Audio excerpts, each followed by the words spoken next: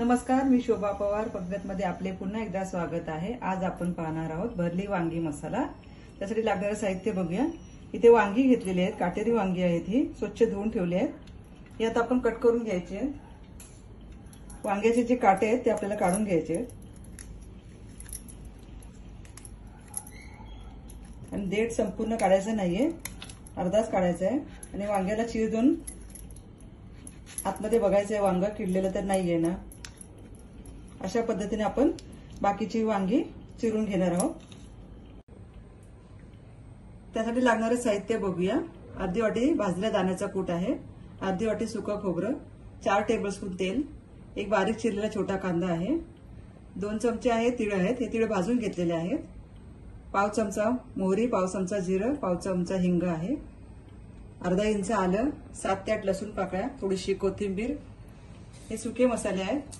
काळा मसाला घेतलाय 2 चमचे, 2 चमचे लाल तिखट आहे, 1 चमचा आहे धना पावडर, मीठ चवीनुसार, अर्धा चमचा हळद, 1 चमचा जिरा पावडर। कांदा लसूण मसाला हा नसेल तर तुम्ही तुमच्या घरातला साठवणीतला मसालाही वापरू शकता। आता आपण वाटण तयार करूया।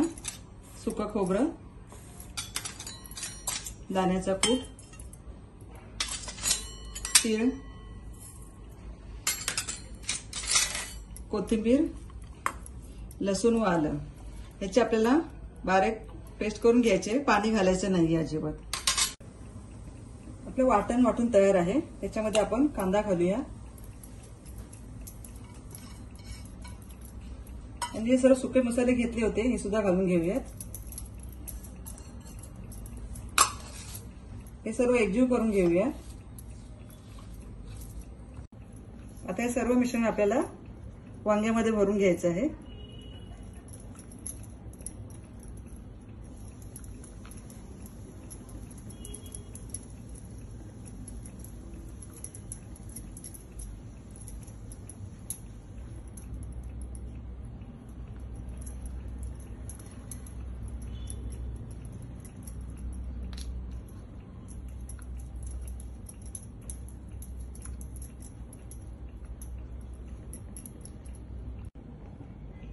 आपली बघा अशा पद्धतीने सर्व वांगी भरून झालेली आहेत। आता आपण फोडणी करून घेऊयात। इथे गॅसवरती मी कढई तापून घेतलेली आहे, तेल घालूया।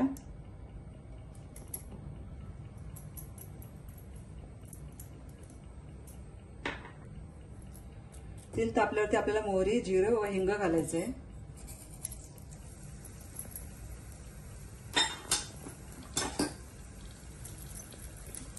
मोहरी व जिरं आपल्याला चांगलं तडतडून घ्यायचंय।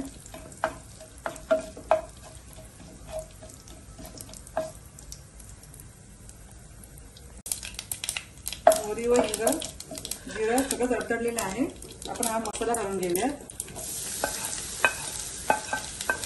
मिनिटभर हा मसाला आपल्याला परतून घ्यायचा आहे।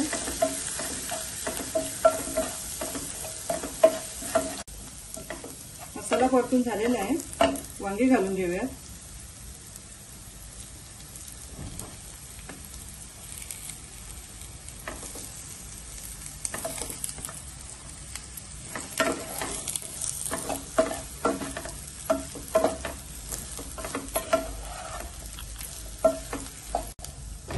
अर्धा मिनिटभर आपल्याला हे वांग चांगल्या मसाल्यामध्ये परतून घ्यायचं आहे।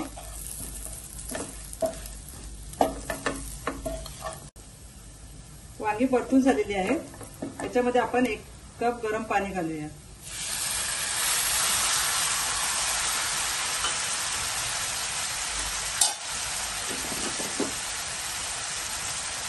वांग्यामध्ये शक्यतो गरम पाण्याचा वापर करा। इथे मी 2 कप पाणी घालणार आहे, गरम पाणी।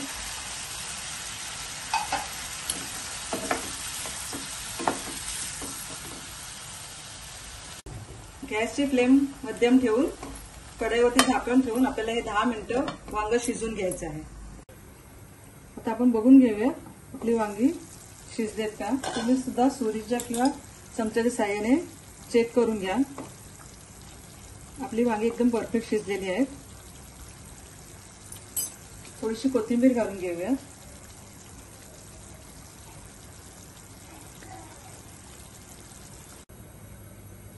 भरली वांगी मी सर्व करून घेतलेली आहे। तुम्ही सुद्धा वेळात वेळ काढून ही रेसिपी ट्राय करा।